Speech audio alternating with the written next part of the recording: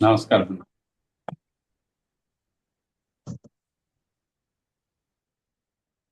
శ్రీశైలేశదయా పాత్రం ధీభక్తాదిగుణాన్నవం యతీంద్ర ప్రవణం వందే రమ్మజామాతరం మునిం లక్ష్మీనాథసమారంభాం నాథయామున మధ్యమామస్మదాచార్యపర్యంతాం వందే గురు పరంపరాం యో నిత్యమచ్యుతపదాంబుజయుగ్మరుక్మః వ్యామోహత తదితరాణి తృణాయ మేనే అస్మద్గురోః భగవతోऽस्य దయైకసిन्धोः రామానుజస్య చరణౌ శరణం ప్రపద్యే మాతాపితా యువతః తనయా విభూతిః సర్వం యదేవ నియమేన మదన్వయానాం ఆద్యశ్చ నః కులపదే రఘులాభిరామం శ్రీమత్తదంగ్రికులం ప్రణమామి మూర్ధ్నా భూతం సరశ్చ మహదాహ్వయ పట్టనాథ శ్రీభక్తిసార కులశేఖర యోగి వాహాన్ భక్తాంగ్రిరేణు పరకాలయితీంద్రమిత్రాన్ శ్రీమత్పరాంకుశమునిం ప్రణతోస్మి నిత్యం తత్వేన యశ్చిదీశ్వరద స్వభావః భోగాపవర్గతదుపాయ గతిరుదారః సందర్శయన్ రమమీత పురాణ రత్నం తస్మై నమో మునివరాయ పరాశరాయ హంసైషడ్భిः సమాకీర్ణం అంగైర్వేదమివాపరం పురాణం వైష్ణవం చక్రే యస్తం వందే పరాశరం వ్యాసం వసిష్ఠనప్తారం శక్తి పౌత్రమకల్మషం పరాశరాత్మజం వందే సకృతాతం తపోనిధిం వ్యాసాయ విష్ణురూపాయ వ్యాసరూపాయ విష్ణవే నమో వై బ్రహ్మనిధయే వాసిష్ఠాయ నమో నమః పురాణం వైష్ణవం చైత సర్వగిల్బిషనాశనం విశిష్టం సర్వశాస్త్రేభ్యః పురుషార్థోపపాదనే భారతే భగవద్గీతా ధర్మశాస్త్రేషు మానమహదేషు పౌరుషం సూక్తం పురాణేషు చ వైష్ణవం తత్కర్మయన్న బంధాయ సా విద్యాయా విముక్తయే ఆయాసాయ పరం కర్మ విద్యాన్యాశిల్ప నైపుణం శ్రీ విష్ణుచిత్తపద పంకజ సంగమాయ చేతో మమ స్పృహయతే హిమతః పరేణ నో చేన్మమాపి యతి శేఖర భారతీనాం భావః కథం భవితుమర్హతి వాగ్విదేయ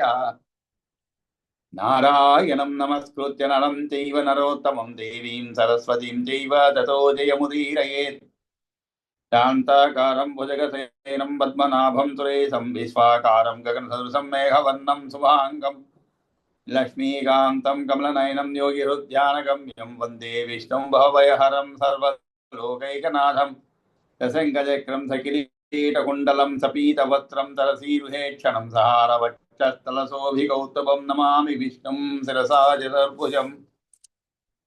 అందరికీ నమస్కారం అండి. మన విష్ణు పురాణంలో ప్రథమ అంశం చదువుకుంటున్నాం. దాంట్లో కూడా 16వ అధ్యాయం వరకు పూర్తి చేసుకున్నాం అనమాట. నిన్న ఈ 16వ అధ్యాయంలో మనకి అంటే 15వ అధ్యాయం నుండి కూడా ఈ యొక్క ప్రహ్లాదుని చరిత్ర కొద్దిగా ప్రారంభమైంది చెప్పుకోవాలన్నమాట. ఎందుకంటే అక్కడ ప్రహ్లాదుని ఏ విధంగా తండ్రి రాక్షసులైనటువంటి అతని తండ్రి ఈ విధంగా నానా హింసలు పెట్టాడనే విషయాన్ని చూచాయిగా చెప్పడం జరిగింది 15వ అధ్యాయం చివరిలో. కానీ దానికి కారణాలు ఏమిటి అనేటువంటి విషయం గురించి మళ్ళా 16వ అధ్యాయంలో మైత్రేయ ఉవాచ అని చెప్పి పరాశరుని అడుగుతాడు అనమాట. అసలు ఎందుకు ఈ విధంగా అతని అనేక విధాలుగా హింసించడం జరిగింది అని అడిగిన దానికి మైత్రేయ ఉవాచ అని చెప్పి, అది కూడా ఆ 16వ అధ్యాయం మొత్తం కూడా మైత్రేయుడు చెప్పిందే అన్నమాట. పలికాడు అని ఎక్కడ ప్రశ్నించలేదు ఎవరిని, ఆయన పలికాడు అనమాట పరాశరుతో. ఏమని, పరాశర మునీంద్ర, నీ చేత స్వయంభూమను యొక్క సంతతి గురించి వారి వంశ విస్తారం చెప్పబడింది. ఈ జగత్తు కారణం సనాతన విష్ణువే అని తెలియజేశావు కదా. అటువంటిది భగవత్ స్వరూప దైత్యశ్రేష్ఠుల ప్రహ్లాదుని గురించి వివరించావు కదా. మరి అతన్ని అగ్ని దహించలేకపోయిందని, అస్త్రాలతో కొట్టబడినా అతడు ప్రాణాలు విడవలేదని చెప్పావే. అంతేకాదు ఇంకా ఏ విధంగా ఆయన హింసించారో అవన్నీ కూడా చెప్పుకుంటూ వస్తామట. చెప్పి అసలు దీనికి అంతటికీ కూడా కారణం ఏమిటి, అంతేకాదు ధర్మాత్మని మహాభాగే విష్ణు భక్తే విమర్శనే దైతేయే ప్రవృతం తస్మాత్ తన్ మాం ఆఖ్యాతుమర్హసి అని 14వ శ్లోకంలో అడుగుతాను అనమాట. ఇవన్నీ చెప్పి అసలు ధర్మాత్ముడు మహాభాగుడు విష్ణుభక్తి తత్పరుడు ఏమాత్సర్యం లేనివాడు అట్టి వాణిని దైత్యులు ఎందుకు హింస ప్రవృత్తితో బాధించారో దాన్ని నాకు వివరించవలసింది అని అడగడం జరుగుతుందన్నమాట. ఆ తర్వాత అసలు ఇటువంటి సుగుణాలతో కూడుకున్న వాణిని, సాధువును, మహాత్ములైనట్టి ప్రతిపక్షం వారు కూడా కొట్టి హింసించరు కదా. మరి స్వపక్షంలోని వారిని గురించి చెప్పేది ఏమిటి అంటే, ఒకవేళ కొంచెం కఠినంగా ఉన్నా కూడా, క్రూరుడుగా ఉన్నా కూడా మహాత్ములైనటువంటి ప్రతిపక్షం వారు కూడా ఏమీ అనరు. అటువంటిది సుగుణములతో కూడుకున్న వారిని, ఇటువంటి సుగుణాలతో కూడుకున్న వారిని, సాధువును మహాత్ములైనటువంటి ప్రతిపక్షం వారు కూడా కొట్టి హింసించరు కదా. మరి స్వపక్షంలోని వారి గురించి చెప్పేది ఏమిటి అని అంటే ఏమిటి? స్వపక్షం అంటే ఏమిటి? తన తండ్రే స్వయంగా ఆజ్ఞాపించాడు అన్నమాట. ఆయన యొక్క ఆజ్ఞ వల్లనే అటువంటి హింసలు గురి చేయబడ్డాడు అన్నమాట దైత్యుల చేత. ఆ తరువాత ఇదంతా కూడా నాకు సవిస్తరంగా వివరించు, అందులో దైత్యుల్లో ఈశ్వరుడైనటువంటి ప్రహ్లాదుని యొక్క చరిత్రను సంపూర్ణంగా ఆలకించాలనుకుంటున్నాను అని మైత్రేయుడు అడుగుతాడు అనమాట. తదేతత్ కథ్యతాం సర్వం విస్తరాత్ మునిసప్తమ. విస్తరాత్ అంటే ఏమిటి? పూర్తిగా అన్నమాట, సవిస్తరంగాని. దైత్యేశ్వరస్య చరితం, దైత్య ఈశ్వరస్య చరితం అంటే దైత్యుడు అంటే రాక్షసుడు. ఈ దైత్యులలో ఈశ్వరుడైనటువంటి ఎవరు? ప్రహ్లాదుని యొక్క చరిత్రను సంపూర్ణంగా ఆలకించాలనుకుంటున్నాను. శ్రోతం ఇచ్చామి, అది కూడా ఎలాగా? అశేషత అంటే కొద్దిగా కూడా శేషం అంటూ లేకుండా మొత్తం వినాలని అనుకుంటున్నాను అని చెప్పి మైత్రేయుడు చెప్పడం జరుగుతుంది. ఆయన యొక్క సందేహాన్ని తీరుస్తూ ఈ 17వ సర్గలు అంటే సప్తదశోధ్యాయంలో ప్రహ్లాదుని యొక్క చరిత్ర సంపూర్ణంగా తెలియపడతాడనమాట, తెలియపరచబడుతుంది మనకి. కాబట్టి ఇది కొంచెం పెద్దదైనటువంటి అధ్యాయం అన్నమాట. అంటే సుమారు ఒక 90 శ్లోకాల వరకు ఉన్నాయి. కాబట్టి మనం 91 శ్లోకం ఉంది కాబట్టి మనం ముందు ఈ శ్లోకాలన్నిటిని కూడా ఒకసారి చదువుకుంటూ పోతే మనకి కొద్దిగా, అంటే నా ఉద్దేశం ఇంతకుముందు 2-3 ఎక్కువసార్లు చెప్పాను, అన్ని శ్లోకాలు ఒకేసారి చదవడంలో ఉద్దేశం ఏంటంటే ఆ కథా గమనం లేదు, ఆ విషయం చదివానండి. అది సరే అయితే సరే, ఇంకైతే మనం నేరుగా ఎందుకో మర్చిపోయాను, మరి ఎందుకు మర్చిపోయాను అర్థం లేదు. సరే సరే, కాబట్టి మనం ప్రహ్లాద చరిత్రాన్ని మనం ఈరోజు మొదటి శ్లోకం నుంచి కూడా చదువుకుంటూ ముందుకు పోదామండి. శ్రీ పరాశర ఉవాచ మైత్రేయ శ్రూయతాం సమ్యక్ చరితం తస్య ధీమతః ప్రహ్లాదస్య సదా ఉదారచరితస్య మహాత్మనః. మైత్రేయ అంటే ఓ మైత్రేయ, పరాశరుడు చెప్తున్నాడు అనమాట. ఓ మైత్రేయ, బుద్ధిమంతుడు శ్రూయతాం ఆలకించు. ఏమిటి? సమ్యక్ చరితం తస్య ధీమతః. ధీమత అంటే బుద్ధిమంతుడు అనమాట. ఆ యొక్క బుద్ధిమంతుడు అయినటువంటి ఆ ప్రహ్లాదుని యొక్క చరిత్రను, తస్య ధీమతః ప్రహ్లాదస్య సదా ఉదార చరిత్రస్య. ఎటువంటి వాడు? సదా ఉదార అంటే నిరంతరము కూడా ఉదార చరిత్రుడు. సదా ఉదార చరిత్రస్య మహాత్మనః. ఇక్కడ ప్రత్యేకంగా ప్రతి పదానికి కూడా ఒక ప్రత్యేకమైన అర్థం ఉంటుందండి. అంటే ఆ పదం ఉపయోగించేదానికి కారణాలు అనేక ఉంటాయి. ఇప్పుడు ఉదార చరిత్రుడు అని చెప్పొచ్చు, మనం ఉదార చరిత్రుడు అని చెప్పొచ్చు. ఉదాహరణకి మనలో కూడా చాలా మంది ఉదార చరిత్రులు ఉంటారు, సంఘంలో చాలా మంది ఉంటారు. కానీ అది సందర్భానుసారంగా కొద్దిగా అటు ఇటు అవుతూ ఉంటారు. ఎంతటి ఉదార చరిత్రులైనా కూడా కొన్ని బలహీనతల వల్ల కానీ దేనివల్ల కానీ అంటే ఆ ఉదార చరిత్ర నుంచి కొద్దిగా పక్కకి ఏదో ఒక సందర్భంలో తప్పుకోవడం జరుగుతుంది.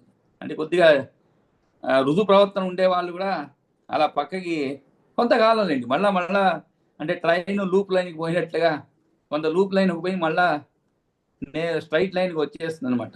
అంటే వేరే వెనక నుంచి వచ్చే ట్రైన్కి ఏదైనా దారి ఇవ్వాలనుకోండి, మరి దీన్ని ఏం చేస్తారు? పక్కకి తీసుకోపోతారు, లూప్ లైన్లో పడేస్తారు. అది వెళ్ళిపోవాల్సిన రైలు వెళ్ళిపోయిన తర్వాత మళ్ళీ దీన్ని మెయిన్ లెవెల్కి తెస్తామంట. అది లూప్ లైన్ అండి. ఆ విధంగా కొంతమంది చాలా సద్గుణ సంపన్నులుగా ఉంటారు, కానీ పరిస్థితుల ప్రభావంలో దేనివల్లనో వారు కొంతకాలం అటు ఇటు అయిపోయి తర్వాత చివరికి జ్ఞానోదయం అయిపోతుంది అనమాట. ఉన్నట్లుండి ఒక మనిషి పతనం చాలా త్వరగా జరుగుతుందండి. కానీ ఉత్థానం అంటాం, అంటే లేవటం చాలా కష్టం. మట్టి ముద్దలా కింద పడిపోవడం కష్టమే, కానీ రబ్బరు బంతిలాగా కింద పడి పైకి లేవడమే కష్టం. అది సులభం, కానీ అలా లేవగలుగుతామా? అలా లేవలేము, చాలా కష్టం. పతనమైన తర్వాత లేవడం అనేది చాలా కష్టం, ఎందుకంటే ఆ ఆకర్షణలు ఎక్కువగా ఉంటాయి. ఏదైతే మనల్ని పతనావస్థకు తీసుకుపోయినదో ఆ ఆకర్షణలు అనేవి చాలా బలంగా ఉంటాయి అన్నమాట. వాటిని తప్పించుకొని మనం ఆ యొక్క ఆకర్షణ శక్తి నుంచి బయటపడాలంటే చాలా కష్టం. అందుకనే ఇక్కడ ఏం చెప్పారు? సదా ఉదార చరితస్య అని పదం ఉపయోగించారు. సదా అంటే ఎల్లప్పుడూ అనే అర్థం అన్నమాట. చూడండి, ఆ పదానికి అంతటి అర్థం ఉంది. కాకపోతే మనం కాస్త లోపల పోయి ఆ పదాన్ని యొక్క మొత్తం వివరాన్ని ఏమిటని తెలుసుకుంటే అప్పుడు మనకి అర్థమవుతుంది. సదా ఉదార చరితస్య మహాత్మన. కాబట్టి మైత్రేయ బుద్ధిమంతుడు, మహాత్ముడు, నిరంతరము ఉదార చరిత్రుడైనటువంటి ఆ ప్రహ్లాదుని యొక్క వృత్తాంతాన్ని చెబుతున్నాను. చక్కగా సావధానంగా వినుము. ప్రహ్లాద మహాత్మన చరితం ధీమత మైత్రేయ శ్రూయతాం. ఇక్కడ చూడండి అంటే అలర్ట్ చేయడం అనమాట. ఇది మామూలు చరిత్ర కాదు నాయనా, చాలా గొప్ప చరిత్ర ఇది. అది కూడా ఎటువంటి వాడు? ప్రహ్లాదుడు బుద్ధిమంతుడు, మహాత్ముడు, నిరంతరం ఉదార చరిత్రుడు అయినటువంటి ఆ ప్రహ్లాదుని వృత్తాంతాన్ని మనం ఎలా వినాలి? మనలాగా చాలా చక్కగా వినాలి, ప్రతిపదార్థంగా తెలుసుకొని మనం ఆ విధంగానే, అంటే చెప్పడం వేరు, శ్రూయతామని వదిలేసి ఉండొచ్చు. కానీ సమ్యక్ అంటున్నారు. సమ్యక్ అంటే ఏమిటి? చాలా జాగ్రత్తగా ఏ విషయాన్ని కూడా అశ్రద్ధ లేకుండా శ్రద్ధగా విను అని ప్రత్యేకంగా చెప్తున్నాడు. మైత్రేయ శ్రూయతాం సమ్యక్ చరితం తస్య ధీమత ప్రహ్లాద తదా ఉదార చరిత మహాత్మన. ఎందుకంటే అంతటి గొప్ప చరిత్ర అయినప్పుడు మరి ప్రతి ఒక్క విషయము కూడా ప్రాముఖ్యత ఉండేదే ఉంటుంది. ప్రాముఖ్యత లేనటువంటిది మన చరిత్రలే ఉండవు ప్రాముఖ్యత. గాంధీ గారి చరిత్ర కానీ మనం చదువుతున్నాం అనుకోండి, వారి యొక్క ఆటోబయోగ్రఫీ ఏదో చదువుతున్నాం, మై ఎక్స్పెరిమెంట్ ట్రూత్.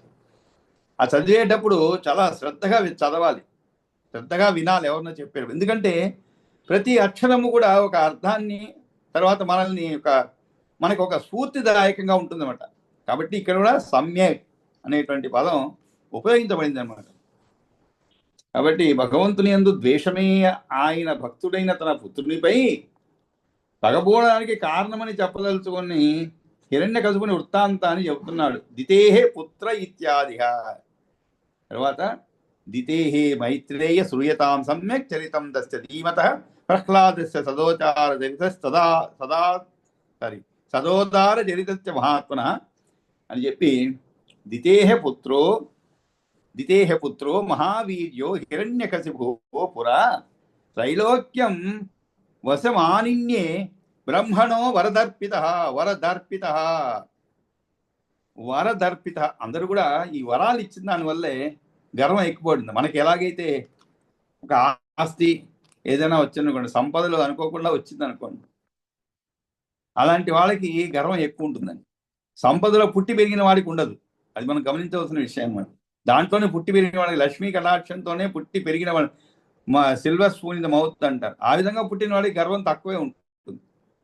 కానీ మధ్యలో వస్తున్న నడమంతులు సీరి అంటుంటాం, వాళ్ళకి కొంచెం గర్వం ఎక్కువ ఉంటుంది. గర్వం అని కాదు, ఒక కసి అనమాట. ఇన్ని రోజులు ఏదో కష్టాలు అనుభవించాం కదా, ఇక్కడైనా సుఖాలు అనుభవించాలి అనేటువంటి ఒక కసి అనమాట. ఇక్కడ వరదర్పిత అంటే వరముల వల్ల కలిగినటువంటి గర్వం అనమాట. గొప్ప గర్వంతో వరదర్పిత. ఎవరి చేత వరదర్పిత? బ్రహ్మణో అన్నారు. అంటే బ్రహ్మ వల్ల పొందినటువంటి వరముల వల్ల వశం ఆనిన్యే త్రైలోక్యం. అంటే నేను శ్లోకాన్ని ఇట్లా వెనక్కి తీసుకుపోతున్నమాట. మనం చదివినప్పుడు దితేహ పుత్రో మహావీర్యో హిరణ్యకశిపు పురా అని చెప్పాను, త్రైలోక్యం వంశమానిన్యే బ్రహ్మణో వరదర్పిత అని చెప్పాను. ఇక్కడ వెనక్కి నుంచి అర్థం చెప్పుకుంటూ పోతున్నాం. వరదర్పిత బ్రహ్మణో వశం ఆనిన్యే. వశం అంటే ఏమిటి? తన వశంలోకి. ఆనిన్యే అంటే చేసుకున్నాడు అని అర్థం. వశం ఆనిన్యే దేనిని? త్రైలోక్యం, ముల్లోకాలను కూడా తన వశానికి తెచ్చుకున్నాడు అనమాట. ఎవరు ఇంతకీ? హిరణ్యకశిపు పురా. హిరణ్యకశిపు అనేటువంటి రాక్షసుడు పురా ముందు మహాబలపరాక్రమశాలి ఉండేవాడు. మహావీర్యో పుత్రో దితేహే. పుత్రుడు అంటే ఎవరు? కుమారుడు.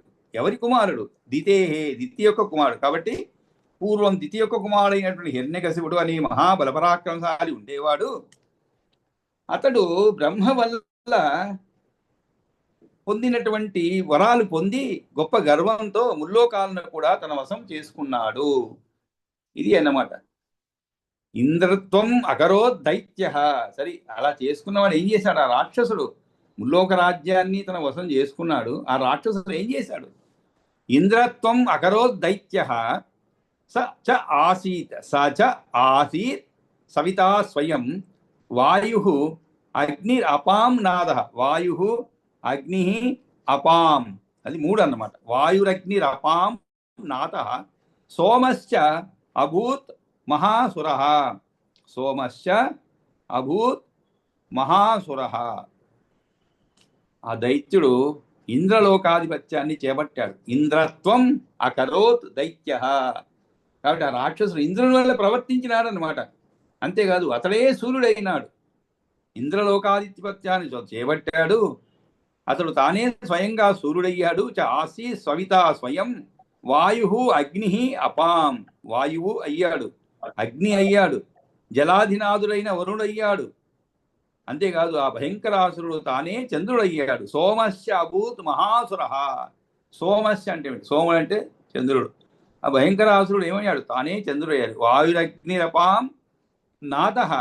ఇక్కడ వాయు అగ్ని అపాం నాద అనేది ఒక పదం అండి. అపాం నాద. అప అంటే నీరు అండి. అప అంటే నీరు. అపాం నాద అంటే ఏమిటి?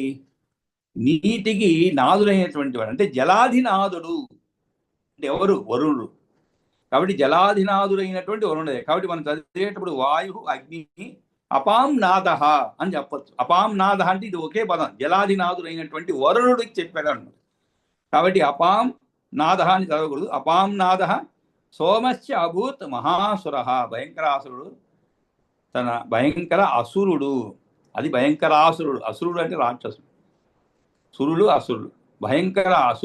భయంకరాసురుడు తానే చంద్రుడు అయ్యాడు అన్నమాట. ఆ విధంగా ఆ తరువాత ధనానాం అధిపస్సో అభూత్. ధనానాం అధిప సహ అభూత్. అది ధనానాం అధిపస్సో అభూత్. స ఏవ ఆసీత్ స్వయం యమః యజ్ఞభాగాన్ అశేషాంస్తు స స్వయం బుభుజే అసురః. కాబట్టి ఆయన ఏం చేశాడు మరి? ఇంత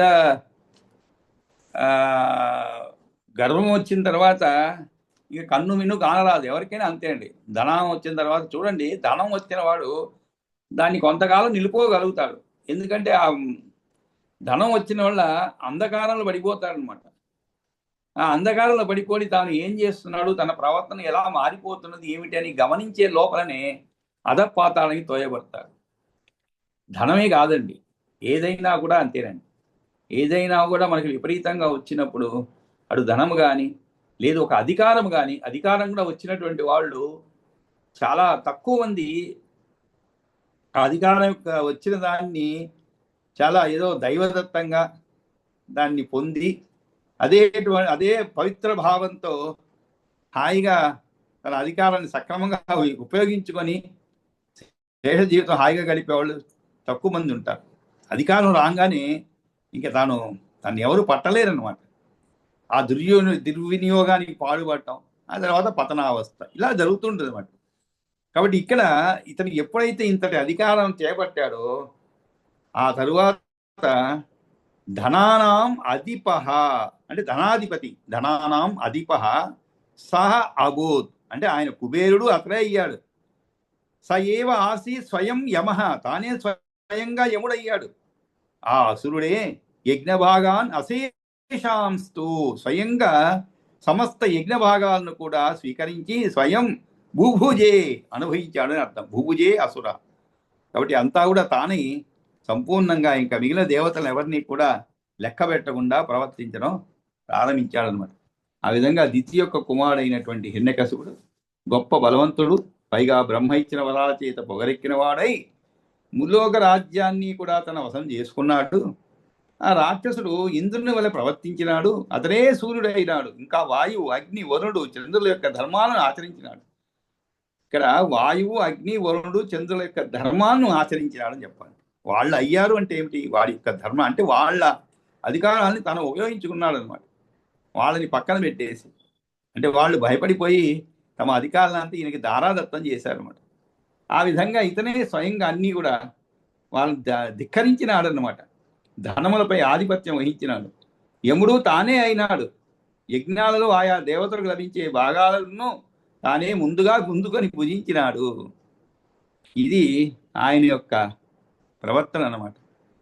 సరే, ఇవన్నీ జరిగితే మరి ఇంతగా ముల్లోకాలు తల్లడిల్లిపోతుంది కదండి. కాబట్టి ఆ తల్లడిల్లిపోయిన దాన్ని ఇక్కడ దేవాహ స్వర్గం పరిత్యజ్య, ఆ విధంగా తల్లడిల్లిపోయి అక్కడ ఉండేటువంటి దేవతలందరూ కూడా స్వర్గం నుంచి దేవాహ స్వర్గం పరిత్యజ్య అంటే వదిలిపెట్టడం. దేవాహ స్వర్గం అంటే మరి కొన్ని కఠిన పదాలకే ప్రత్యేకంగా అర్థం చెప్తున్నాను. మరి అన్ని పదాలకి చెప్పాల్సిన అవసరం ఉండదు కాబట్టి కొన్ని పదాలు మనం పలుకుతుంటేనే మీకు అర్థమవుతుంటుంది. కాబట్టి పరిత్యజ్య అనేది కొంచెం అప్పుడప్పుడు వచ్చినది, కానీ కొంచెం కష్టమైన పదం కదా, అర్థం చెప్తున్నాను. ఇంకా దేవాహ అంటే దేవతలు, స్వర్గం అంటే స్వర్గం తెలుసు కాబట్టి దేవాహ స్వర్గం పరిత్యజ్య వదిలేసి తత్ త్రాసాత్ తత్ త్రాసాత్ ముని సప్తమా అంటే ఆ యొక్క భయము వలన, త్రాసం అంటే భయం అండి. తత్రాసాత్ ముని సప్తమ, ముని సప్తమ అంటే ముని ప్రవర అంటే పరాశరుడు చెప్తున్నాడు కాబట్టి అక్కడ ఉన్న మధ్య మధ్యలో వీళ్ళిద్దరే మాట్లాడుకుంటున్నారు కాబట్టి సంబోధిస్తున్నాడు మధ్య మధ్యలో. పాపం అంటే మనం కూడా ఏదైనా చెప్తుంటే పిల్లలకి కొడుతుంటాం, అంతేకాకుండా మధ్య మధ్యలో వింటున్నావా వింటున్నావా అంటుంటాం. ఆ విధంగా మైత్రేయుని పరాశరుడు మధ్య మధ్యలో చెప్తూ సంబోధిస్తున్నాడు అనమాట. ఏమని? ముని ప్రవర తస్మా ముని సప్తమ విచేరుహు అవనౌ, అవనం అంటే భూమి అండి, అవని అంటే భూమి. విచేరుహు అంటే ఏమిటి? తిరగడం. వాళ్ళు ఏం చేశారు పాపం, ఆ ఇందుకు స్వర్గాన్ని వదిలిపెట్టి విచేరుహు అవనౌ సర్వే బిభ్రాణ మానుషీం తను, వాళ్ళందరూ కూడా ఏం చేశారు? మనుష్య శరీరాలు ధరించి, మానుషీం తను, తను అంటే ఏమిటి? శరీరం. మానుష్యం అంటే మనుష్య యొక్క ఆకారం, మనుష్య శరీరాలను పొంది స్వయంగా భూమండలంలో తిరుగాడసాగారనమాట. విచేరుహు అవనౌ, అది దేవాహ స్వర్గం పరిత్యజ్య తత్రాసాత్ ముని సప్తమ విచేరుహు అవనౌ సర్వే బిభ్రాణా మానుషీం తను జిత్వా త్రిభువనం సర్వం త్రైలోక్యైశ్వర్య దర్పిత ఉపగీయమానో గంధర్వై బుభుజే విషయాన్ ప్రియాన్. కానీ ఇంకా చేతిలో డబ్బులు పడితే ఏం చేస్తామండి, అన్ని సుఖాలు కూడా పొందాలనిపిస్తుంది. అంతవరకు నిద్రాణమైనటువంటి కోరికలన్నీ కూడా నెమ్మది నెమ్మదిగా పురిగొలుపుతాయన్నమాట, పురి విప్పుతాయి అన్నమాట. నిద్రాణమైనటువంటి కోరికలు. అంతవరకు డబ్బు లేదు కాబట్టి మనం ఏం మాట్లాడకుండా కూర్చో ఉంటాం. ఒకసారి డబ్బు జోబులో డబ్బు నిండింది అనుకోండి, ఎక్కడో దాగి ఉంటాయండి. ప్రతి మనిషిలోని కోరికలు ఉంటాయండి, ఉండదని ఎవరు చెప్పలేదు, చెప్పకూడదు కూడా. ఎందుకంటే లేనటువంటి మనిషే కాదు అని చెప్పొచ్చు మనం. కాకపోతే వాటిని నిద్రాణ స్థితిలో ఉంచుతాడనమాట. ఎందుకంటే అవకాశాలు లేక, దానికి తగినటువంటి వనరులు లేక, లేదు కొన్ని తాను తగినవి కాదు అనే ఆలోచనతో. కాబట్టి ఇక్కడ కూడా జిత్వా త్రిభువనం సర్వం, జిత్వా అంటే జయించి, అతడు త్రిభువనాలను పూర్తిగా జయించాడు. త్రైలోక్యైశ్వర్య దర్పిత, త్రైలోక్యైశ్వర్య దర్పిత, త్రైలోక్య ఐశ్వర్య దర్పిత అంటే ఏమిటి? గర్వించినవాడు అంటే మదగర్విత అయిపోయాడు అనమాట. ఎలాగా? 3 లోకాల్లో అనుభవించవలసిన భోగాలన్నీ అనుభవించి త్రైలోక్యైశ్వర్య దర్పిత ఉపగీయమానం, గంధర్వుల అతన్ని కీర్తిని గానం చేస్తూ ఉండగా ఇష్ట సుఖాలను అనుభవించాడనమాట. ఆ ఉపగీయమానం గంధర్వై, ఉపగీయమానం అంటే ఏమిటి? కీర్తిని గానం చేయడం అని ఉపగీయం అంటే గానం, పాడటం అని అర్థం. ఉపగీయమానం గంధర్వై బుభుజే విషయాన్ ప్రియాన్. ప్రియాన్ అంటే ఏమిటి? చాలా ఇష్టమైనటువంటి అనమాట. ఇష్ట సుఖాలను, విషయాన్ అంటే విషయాలు అంటే విషయములు అని అర్థం. అంటే ఇష్ట సుఖాలను విషయాన్ ప్రియాన్ అనుభవించాలన్నమాట. గెలుచుకొని త్రైలోక్యైశ్వర్యమును పొంది మదమగలవా అయినాడు. గంధర్వులు తనకు ఎదురుగా నిలబడి పాటలు పాడుతుండగా నచ్చిన భోగాలను ఆనందంగా అనుభవించినాడన్నమాట. అంటే రోజు పార్టీ చేసుకుంటున్నాడు అనుకుందాం, మన భాషలో చాలా సులభంగా అర్థం. ప్రతిరోజు కూడా పార్టీ అన్నమాట. ఎవరో ఒక ఏదైనా దుఃఖంలో ఉన్న పార్టీ చేసుకునే అలవాటు ఉండే వాళ్ళకి పార్టీ అంటే సామాన్యమైన పార్టీ కాదు. ఈ రోజులో పార్టీ అంటేనే మనకి అర్థమైపోతుంది. ఎలా పార్టీకి వస్తామంటే వెంటనే స్ఫురించేది వేరేగానే ఉంటుంది. ఆ పాత రోజులు పోయినాయి అనమాట. న్యూ ఇయర్ పార్టీకి వస్తామంటే అన్నీ మనం సంసిద్ధంగా ఉండాలన్నమాట, వాటికి అన్నిటికీ కూడా. ఆ విధంగా ఇక్కడ ఇతను కూడా గంధర్వులు అతని కీర్తిని గానం చేస్తూ ఉండగా ఇష్ట సుఖాలను అనుభవించసాగాడు. గంధర్వై బుభుజే విషయాన్ ప్రియాన్. ఆ విధంగా ఇతను తనకు వచ్చినటువంటి ఆ అధికార బలము అన్నిటినీ కూడా లక్ష్మి కుబేరునే వశం చేస్తున్నాడు. ఇంకేం కావాలండి, కుబేరునే వశం చేస్తున్నాడు. అంటే మొత్తం రిజర్వ్ బ్యాంక్ ఆఫ్ ఇండియా మన చేతిలో ఉంది అనుకోండి, ఏమవుతుంది? అలాగే అనమాట. పానాసక్తం మహాత్మానం హిరణ్య కశపం తదా ఉపాసాన్ చక్రిరే సర్వే సిద్ధ గంధర్వ పన్నగాహ. సరే, ఆయన ఆ విధంగా ఉండగా ఇంకా అంటే చేతిలో నుంచి గ్లాసు కింద పెట్టలేదు. మామూలు చెప్పుకోవాలంటే గ్లాస్ కింద పెట్టలేదు అనమాట. కాబట్టి ఆ సమయంలో కూడా మహాత్ముని హిరణ్యకశిపుడు పానం చేస్తున్న వేళలో కూడా పానాసక్తం మహాత్మానం. పాన ఆసక్తం అంటే ఏమిటి? పానం చేస్తూ ఉండగా అంటే తాగుతూ ఉండగా అంటే ఏమిటి? మంచి రసవత్తరమైనటువంటి లిక్విడ్స్ అన్నమాట. అంటే మద్యపానమునందు అని అర్థం. పానాసక్తం అంటే మద్యపానమునందు మునిగి తేలుతున్నవాడు అయినా హిరణ్యకశిపుని అదివే ఎటువంటి వాడు? పానాసక్తం మహాత్మానం అండి. మళ్ళా అంటే ఇక్కడ చూడండి, అంటే ఆయనలో ఉన్నటువంటి కొన్ని సద్గుణాలు ఉన్నాయన్నమాట. కానీ వాటి వల్ల మహాత్ముడైనటువంటి పేరు కూడా చెప్పబడింది ఇక్కడ. అందుకనే మహాత్ముడైనటువంటి హిరణ్యకశిపుడు పానం చేస్తున్న వేళలో కూడా ఉపాసాన్ చక్రిరే సర్వే. ఉపాసాన్ అంటే ఏమిటి? సేవించేవారు అనమాట. ఉపాసాన్ అంటే అటువంటి హిరణ్యకశిపుని సిద్ధులు, గంధర్వులు, పన్నగులు అందరూ కూడా సేవిస్తూ ఉండేవారనమాట. పానం చేస్తున్న వేళలో కూడా సిద్ధులు, గంధర్వులు, పన్నగులు అతన్ని సేవించేవారు. ఉపాసాన్ చక్రిరే సర్వే. సర్వే అంటే అందరూ. ఎవరు? సిద్ధ గంధర్వ పన్నగాహ. సిద్ధులు, గంధర్వులు, పన్నగాహ అంటే పన్నగులు. అంటే ఉరగాహ పన్నగాహ రెండు ఒకటే అండి. ఉరగం అంటే పాము, పన్నగం అంటే పాము, పన్నగాహ అంటే పన్నగులు, అంటే ఉరగలు అని అర్థం ఉంటాం. ఉరగాహ అని. ఆ సమయంలో కొందరు వాయిద్యాలను మోగించారు. అవాదయన్ జుగుశ్చ అన్యే. అవాదయన్ జుగుశ్చ అన్యే జయ జయ శబ్దాన్ అధర అపరే. జయ జయ శబ్దాన్ అథ అపరే దైత్యరాజస్య పురతః చక్రుః సిద్ధా ముదాన్వితాః. ముదా అన్వితాః. ముద అంటే సంతోషం అంటూ. ముదాన్వితాః అంటే ఏమిటి? సంతోషంతో కూడుకున్న వారై ఆ సిద్ధులు, గంధర్వులు వాళ్ళలో కొందరు ఆ దైత్య ప్రభు ఎదుట, దైత్యరాజస్య పురతః అంటే ఎదుట అండి. దైత్యరాజస్య పురతః చక్రు అంటే చేశారు అని అర్థం. ఏమి చేశారు? అవాదయన్ జుగుశ్చ అన్యే. అవాదయన్, అవాదన్ అంటే మోగించడం అని అర్థం. మోగించడం. ఏం మోగించారు? వాయిద్యాలను. అవాదయన్ వాయిద్యాన్ని మోగించారు. జుగుశ్చ అన్యే అంతేకాదు, కొందరు వాయిద్యాలను మోగించారు, మరికొందరు జయజయధ్వానాలు చేసినారు అనమాట. కాబట్టి ఈ విధంగా అవాదయన్ జుగుశ్చ అన్యే. జయజయనా కొందరు వాద్యాలు వాయించారు, కొందరు గీతాలు పాడారు. జయశబ్దాన్ అథ అపరే. అథ అపరే అంటే ఏమిటి? ఇంకొందరు అని అర్థం. అథ అంటే ఆ విధంగాని మరికొందరు గానం చేశారనమాట. జగుశ్చ అన్యే. జగు అంటే గానం చేయడం అండి.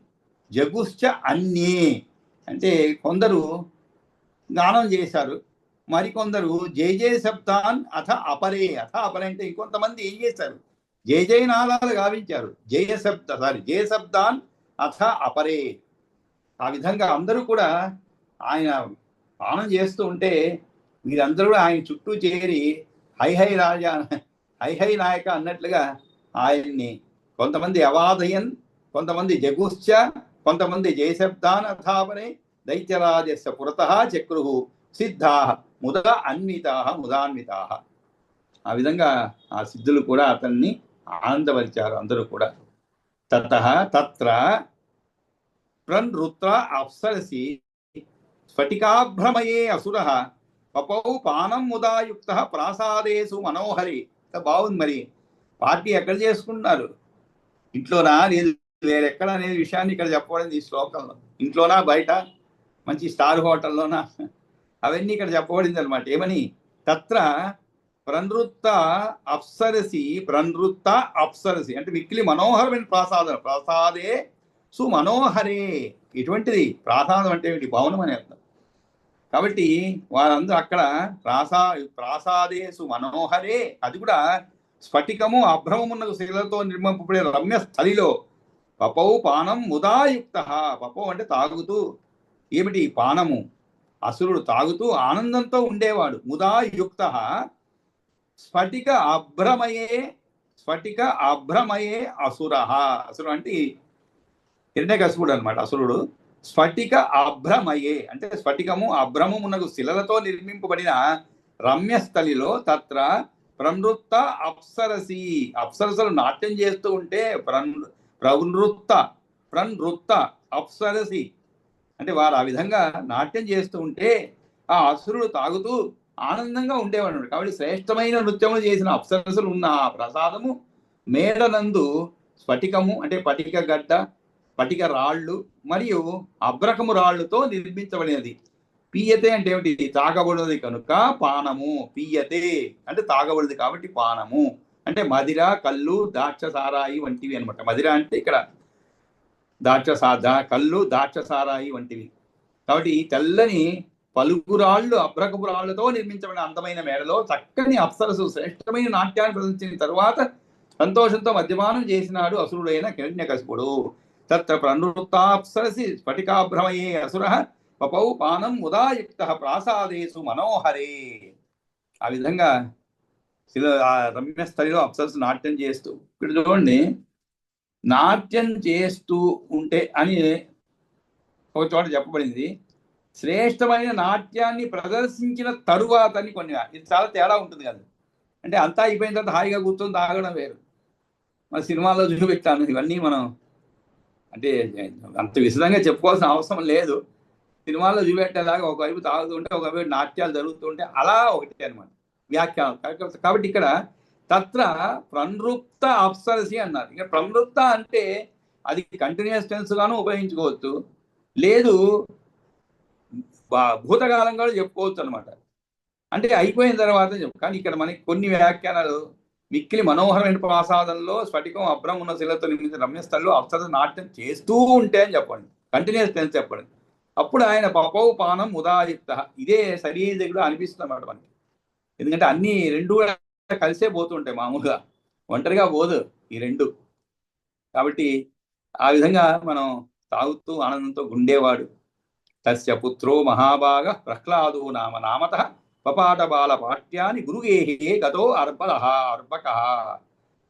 ఇంతకీ అంటే ఆ అబ్బాయి తండ్రి ఎవరని చెప్పేదానికి ఇవన్నీ చెప్పవలసి వచ్చిందనమాట. అతని యొక్క శీలం గురించి చెప్పవలసింది.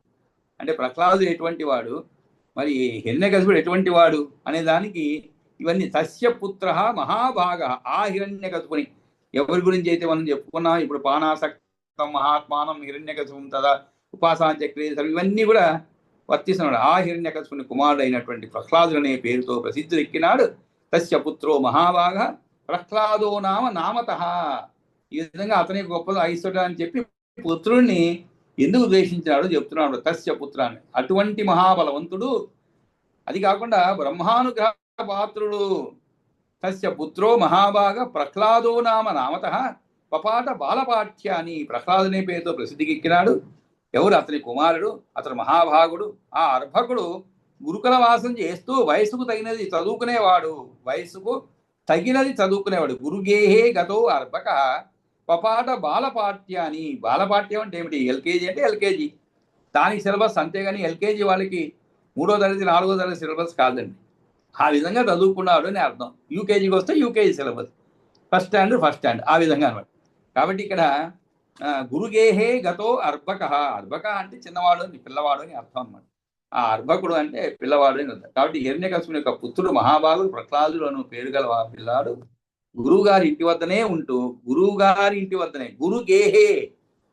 ఈ రోజుల్లో గురువు గారి ఇంటికి రావాల్సిందే, కానీ మనం గురువు గారి దగ్గరికి పోయి అంటే అక్కడే ఉండి చదువుకోవడం, అంటే పోతుంటాం ట్యూషన్లు కానీ పోతుంటాం. ఇక్కడ అక్కడే ఉండి చదువుకోవడం లేదు. ఆ యొక్క గురు శిష్య సంబంధంలో అది ఒక అధ్యాయం అన్నమాట. అంటే గురువు దగ్గరే ఉండి ఆ అతనికి శుశ్రూషలు చేస్తూ ఆయన యొక్క పరిపూర్ణమైనటువంటి అనుగ్రహాన్ని పొందుతూ ఆ విధంగా విద్యను పూర్తి చేసుకోవడం పాత రోజుల్లో ఉండేదన్నమాట. ఇప్పుడు అవి లేవు. కాకపోతే హాస్టల్స్ పెట్టారనుకోండి, గురువు గారు ఎవరో ఒకరు ఉంటారు అక్కడ హాస్టల్స్లో. ఎల్లవేళ 24 గంటలు మన అందుబాటులో ఉంటారంట హాస్టల్లో. అయితే ఏ వార్డెనో ఎవరో ఒకరు ఉంటారు. కానీ గురుగేహే గతో అర్భక. కాబట్టి ఆయన తన దగ్గరే ఉండి గురుకుల వాసం చేస్తూ వయసుకు తగినది చదువుకునేవాడు అనమాట. ఇంటి వద్దనే ఉంటూ తన ఈడు వారు చదువుకునే పాఠాలను చదువుకుంటూ ఉండినాడు. తన ఈడు వారు, అది పపాట బాల పాఠ్యాని, తన ఈడు ఉండేటువంటి వారితో హాయిగా కలిసి చదువుకున్నటం. మరి ఆ తర్వాత మరి ఏమైనది? ఏకదా తు స ధర్మాత్మ జగామ గురుణా సహ పానాసక్తస్య పురతః పితుర్దైత్యపదే తదా దైత్యపదే తదా పానాసక్తస్య పురతః పురతః అంటే ముందు అని అర్థం అండి. కాబట్టి ఇలా ఉంటే ఏమైనది, ఒకరోజు ఒకనొకప్పుడు ధర్మాత్మ ప్రహ్లాదుడు ఏం చేశాడు, తన గురువు గారితో కలిసి ఏకదాతు స ధర్మాత్మ జగామ గురుణా సహా, గురుణా అంటే గురువుతో అని అర్థం, అంటే గురువు గారితో కలిసి, గురుణా సహా అంటే కలిసి అండి. కాబట్టి ఆ విధంగా గురువు గారితో కలిసి ఆసక్తిని కలిగి ఉన్న, ఎక్కడ ఆసక్తి, తన గురు కలిసి పానవునందే ఆసక్తి కలిగి ఉన్న దైత్యవతి ఏకదాతు స ధర్మాత్మ జగామ గురునాథ పానాసక్తస్య, అంటే అటువంటి తండ్రి గారి దగ్గరికి పానాసక్తులు అంటే ఏమిటి, పాన అంటే తాగుడు, అంటే తాగుడు మత్తులో ఉన్నటువంటి తండ్రి అయిన దైత్యవతికి పురత దగ్గరకు ఎదురుగా వెళ్ళాడు. పానాసక్తస్య పురత పితు దైత్యవతే తదా. కాబట్టి ఆ విధంగా ఒకనొకప్పుడు ఆ ధర్మాత్మైన ప్రహ్లాదుడు తన గురువు గారితో కలిసి పానమునందే ఆసక్తి కలిగి ఉన్న దైత్యవతి తనకు తండ్రి అయిన హిరణ్యకశిపుని వద్దకు పోయినాడన్నమాట. పోయిన తర్వాత ఏం చేశాడు, పాద ప్రణామ అవనతం, పాద ప్రణామ అవనతం తం ఉత్థాప్యతితాసుతం హిరణ్యకశిపు ప్రాహ ప్రహ్లాదం అమిత ఔజసం. అమిత ఔజసం అంటే చాలా వర్చస్సుతో ప్రకాశిస్తున్నటువంటి ఆ ప్రహ్లాదం అమిత ఔజసం హిరణ్యకశిపు ప్రాహ, హిరణ్యకశిపుడు చెప్పాడు ప్రాహ అంటే ఎలాగా, తమ్ ఉత్థాప్య పితాసుతం, పితా సుతం, పిత అంటే తండ్రి, సుతం అంటే కుమారుడికి, తమ్ ఉత్థాప్య అంటే తన పాదాల దగ్గరికి ఉన్న, పాదాల దగ్గర పడినటువంటి పాదములు ముట్టుకొని నమస్కారం చేస్తూ వంగి ఉన్నటువంటి ప్రహ్లాదం. చూడండి ఆ సిచ్యువేషన్, ఆ పదాలు ప్రయోగించినందువల్ల మనకి ఆ సన్నివేశం కళ్ళ ముందు నిలబడుతుంది అనమాట. అలా నిలబడాలి, అందుకనే ఆ పద ప్రయోగం పాద ప్రణామ అవనతం. పాద ప్రణామ, మనం నమస్కారం చేయంటే ఈ రోజుల్లో నమస్కారాలు వేరులేండి. ఈ రోజుల్లో నమస్కారాలు అనేక విధాలుగా ఉంటున్నాయి, హాయ్ పోయింది, అంతేగాని నడుము వంచడం అనేది ఉండదు, నడుము అసలు వంగదు. పోనీ ఏదైనా ఇటువంటి గౌరవ ప్రపత్తులు ఉన్నప్పుడు వంగిద్దామంటే అసలు వంగదు, ఎందుకంటే ఎప్పుడు వంగనది ఆ రోజు ఎట్లా వంగుతుంది మరి, ఆ క్షణం మాత్రం. కానీ ఇక్కడ పాద ప్రణామ అవనతం అన్నారు. అవనతం అంటే ఏమిటి, వంగినా అని అర్థం. పాద ప్రణామం అంటే ఏమిటి, పాదాలకు వంగి నమస్కరించినటువంటి అతనిని తం ఉత్తాప్య పితా సుతం, తం ఉత్తాప్య అంటే ఆ యొక్క ప్రహ్లాదుని, ఉత్తాప్య అంటే లేపి అనమాట. అంటే ఆ విధంగా వంగి ఉన్న ప్రహ్లాదుని తండ్రి అయిన హిరణ్యకశిపుడు తన కుమారునిందు ప్రేమను చూపుతూ పైకి లేపి మిక్కిలి కాంతి కలిగిన కుమారుడితో ఇట్లన్నాడు, పాద ప్రణామ అవనతం తముత్తాప్య పితాసుతం హిరణ్యకశిపు ప్రాహ ప్రహ్లాదం అమితౌజసం. ప్రహ్లాదు కుమారుని లేవనెత్తి ఇలా అన్నాడు, ఏమని, హిరణ్యకశిపుడు పలుకుతున్నాడు, పఠ్యతాం భవతా వత్స సారభూతం సుభాషితం కాళేనైతావతాయత్తే సదో ఉద్యుక్తేన శిక్షితం, సదోద్యుక్తేన శిక్షితం. హిరణ్యకశిపుడు చెప్తున్నాడు, కొడుక ఇంతకాలం వరకు ఇంతవరకు ఎప్పుడూ నేర్చుకోవాలనే అభిలాషతో గురువు గారి వద్దనే ఉంటూ అభ్యసించిన పాఠాలన్నిటిలో సారం వంటిదైనటువంటి ఒక మంచి సూక్తిని చదివి వినిపించవా అన్నాడు.